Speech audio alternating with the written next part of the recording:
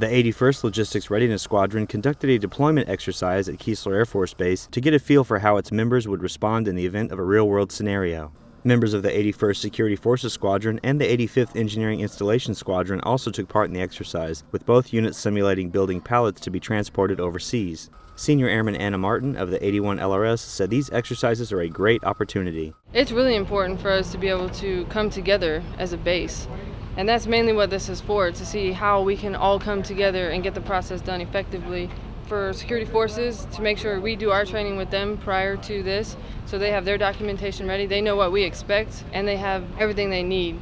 In a real-world situation, each unit would assemble its own pallet for deployment, and then members of the 81st LRS would inspect the cargo before bundling it, measuring it, and weighing it for transport.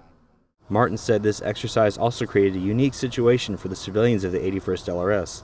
How would things go if there were no military personnel around during the process? Worst case scenario, all of our military is deployed perhaps at once, or we're just all gone. Our civilians are able to take over and continue to run everything as we were here. We're here to assist if they need it, but other than that, they're pretty much doing this whole process from A to Z.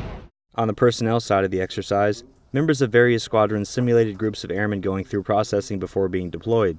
Airmen filed from table to table, talking to various stations about different services. Staff Sergeant Joshua Green of the 81st Security Forces Squadron said in a real-world deployment, things would have to move quickly. We would have 72 hours to get everything squared away, paperwork, process all of our individuals, set the pallets up, everything within 72 hours, and get it on the plane and send it where it has to go. 72 hours isn't much time at all, but that's why these exercises are important. Everyone needs to be able to count on one another when it's crunch time. After this exercise, it was obvious that the 81st LRS is ready to roll if needed.